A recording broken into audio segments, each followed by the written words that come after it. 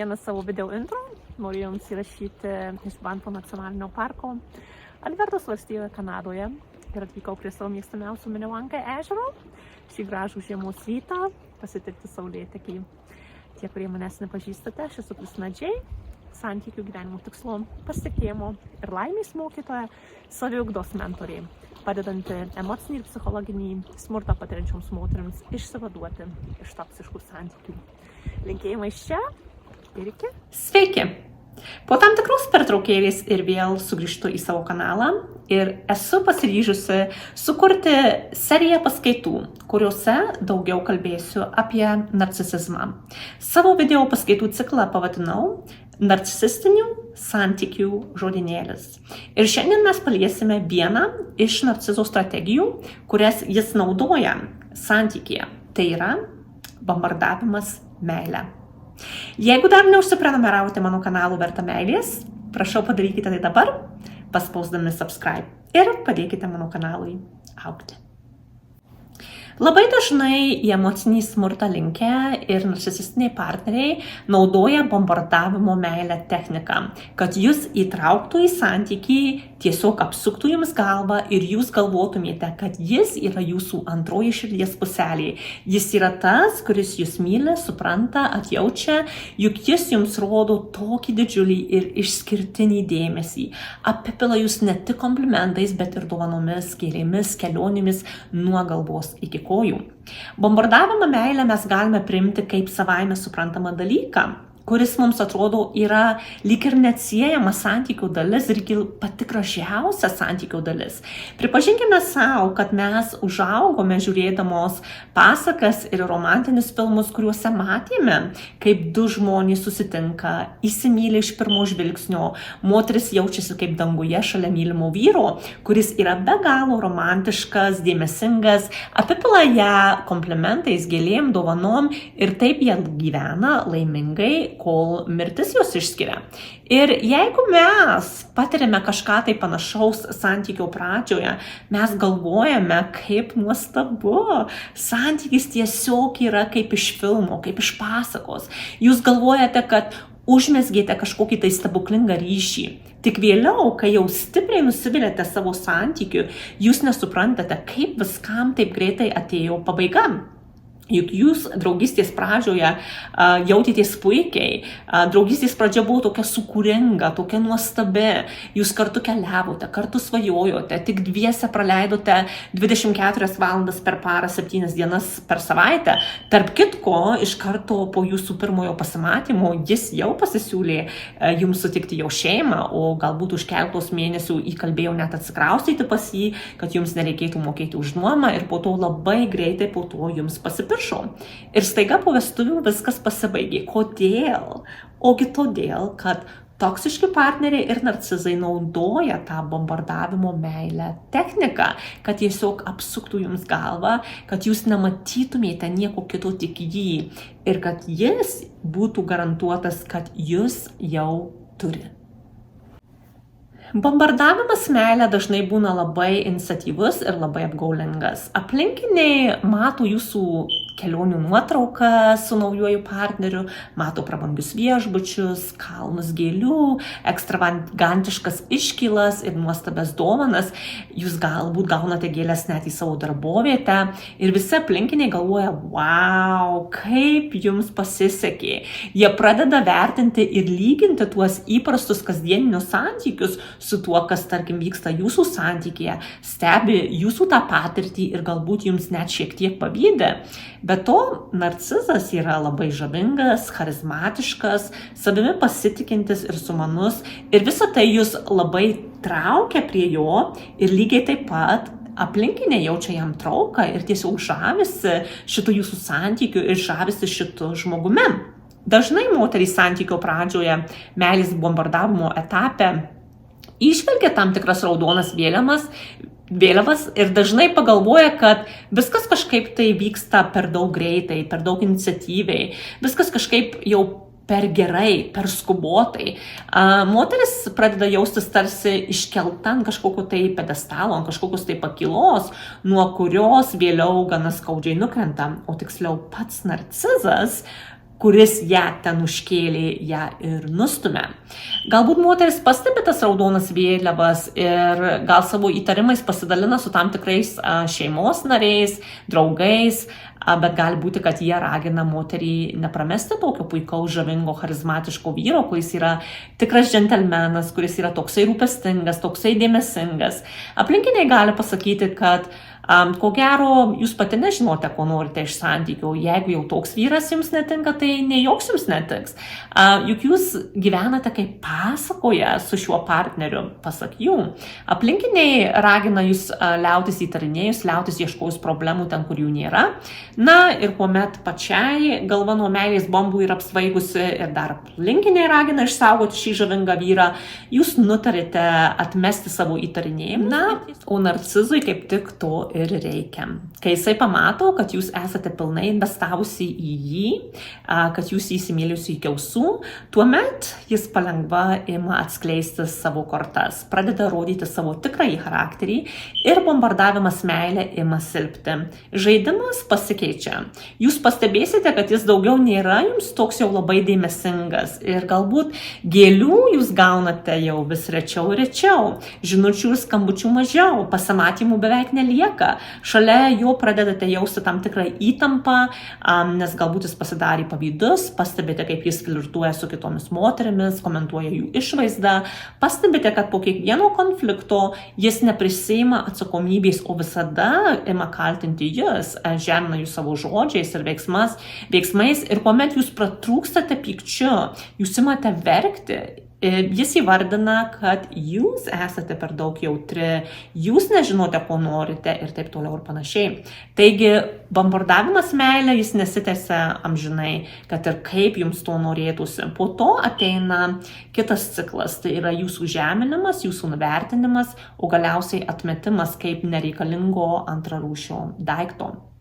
Bombardavimas meilę išlaiko moteris narcisistinėme santykyje labai ilgus metus, nes šią techniką narcizai panaudoja ne tik santykio pradžioje, bet ir tuo atveju, jeigu santykius ištinka krizė dėl, tarkim, narcizo kaltės, galbūt dėl jo neištikimybės ar kito kažkokio tai skaudaus įvykio, kuomet jis pastebi, kad gali jūs prarasti. Tuo atveju labai tikėtina, kad bombardavimas meilė vėl sugrįž tam tikram laikui. O kai jis pamatys, kad jis ir vėl jūs turi savo gniaužtuose ir jūs su juo pasiliekate, viskas vėl pasikartos. Meilės bombos liausis sproginėjusios ir vietoje to vėl pasireikš pykčio proveržiai, jūsų žeminimas, menkinimas, kaltinimas, manipulacijos emocinė ir seksualinė neištikimybė. Na ir ta emocinė karuselė jinai tęsiasi aukštyn ir žemyn. Bet moteris neišdrįsta išeiti iš santykių, neišdrįsta visam laikui atsitraukti, nes laikosi įsikibusi į tuos nepakartojamai gražius prisiminimus, kurie vyko santykio pradžioje. Arba po tam tikros santykių krizės moteris laukia, kol tas nuostabus džentelmenas vėl apsireikš. Jinai turi viltį, kad tas bombardavimas meilė gal net toks iniciatyvus, bet pataps visa jos santykio realybė. O taip pat tas faktas, kad po didžiulio konflikto ar krizės narcizas ima jūs vėl bombarduoti meilę, jums atrodo kaip įrodymas, kad jūs jam rūpite, kad jis jūs myli, kad jis kovoja už meilę, už santykį, už santuoką, nes jis taip lengvai jūsų nepaleidžia ir vėl apipila jūs gėlėm, dovanom, savo dėmesiu, kelionėm. Taigi jūs vėl matote jūs kartu ir nepaliekate narcizo visam laikui, arba sugrįžtate pas jį po atsiskyrimo ar net po oficialių skyrybų. Narcizai nemėgsta pralaimėti. Nemėgsta prarasti, todėl jam yra labai svarbu jūs išlaikyti savęs, bet kokia kaina.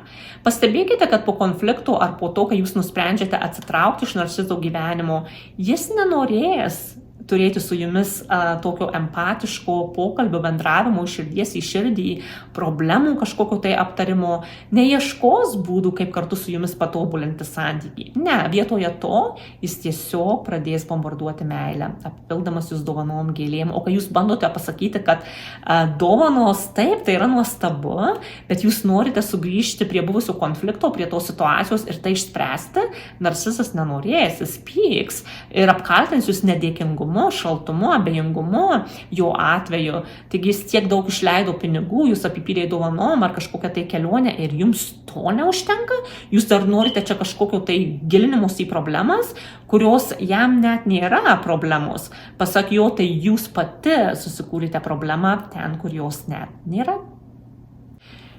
Tikėdamasi permainų iš narcizo, jūs darote klasikinę klaidą. Narcizai dėja, bet jie nesikeičia. Taip, jie sugeba kažkiek tai modifikuoti savo elgseną, jie sugeba apipilti jūs meiliais žodžiais, gėlėm, dovanom, bet visa tai yra tik laikini žaidimai ir manipulacijos. Meilės bombardavimas kartosis vėl ir vėl, bet taip pat kartosis ir jūsų žeminimas, jūsų nuvertinimas, jūsų atmetimas, išmetimas. Tai užburtas ratas, tai narcisistinio smurto ratas. Įdomu yra tai, kad pirmasis bombardavimas meilė jūsų santykių pradžioje dažnai tęsiasi ilgiausiai, sekančios meilės bombos būna mažesnės ir tas gerasis laikotarpis tęsiasi vos keletą savaičių, po jūsų konflikto vėliau gali būti tik kelios dienos, kol galiausiai jūs imate pasitenkinti narcizo meilės trupiniais. Kitaip sakant, jis elgsis su jumis toksiškai beveik nuolatos, bet jeigu jis jums jau nupirks kažkokią tai tam puokštelę gėlių ar mini dovanėlę, ar tarkim po ilgų nekalbadienių su jumis ims bendrauti, pasimylėti, jūs primsite tai kaip ženklą, kad vis tik tai jūs jam rūpite, vis tik tai jis jūs myli ir jums ims užtekti to mažo dėmesio tarpe didžiulės nepagarbos ir žeminimo, kad visa tai ir būtent visą tai jūs ir išlaikys santykyje, kad jūs ir toliau tęstumėte šį narcizo žaidimą. Pritrauk, atstumk, mylėk, nekęsk. Bombardavimas meilė nebūtinai pasireiškia gėlėmis ir kelionėmis. Tai gali pasireikšti kaip nuoširdus bendravimas, rūpesčio parodymas. Tarkim, santykių pradžioje jūsų sielos apsijungia. Jūs jaučiate, kad su šiuo žmogumi jūs sieja tiek daug. Jis jūs išklausys, kartu su jumis svajos ir planuos, per naktis kalbėsis, rašys jums nuostabes meilės žinutes, kuriuose taip pat teirausis, ką veikiate, su kuo leidžiate laiką, kada būsite namuose. Ir pradžioje tai gali atrodyti labai miela ir galite manyti, kad narcizui jūs tikrai rūpite, bet su laiku imsite pastebėti, kad visa šita nuoširdaus bendravimo fazė pasibaigs ir pavirs į kontroliuojančią elgseną. Ir imsite pastebėti, kad partneris pataps reikliu, piktu, įtariu ir pavydžiu. O kada jūs bandysite nurodyti į jo neadekvatų elgesį, į jo kontrolę, jis sakys, kad jūs jam labai rūpite, todėl jis nori viską apie jūs žinoti, jūs kontroliuoti. Taigi ir šis atseit giminingų sielų ryšys, tas meilės bombardavimas kitokia forma, jisai nutrūksta. Ir jūs daugiau nesijaučiate taip, kad partneris jums yra malonus ar norintis su jumis bendrauti, svajoti, dalintis patyrimais. Ne, tai irgi pasibaigė. Nes visa tai buvo tik kitokia bombardavimo meilė forma. Kyla klausimas, ar kai kurios iš mūsų kaip moterys yra labiau pažeidžiamos narcisistinio meilės bombardavimo negu kitos moterys.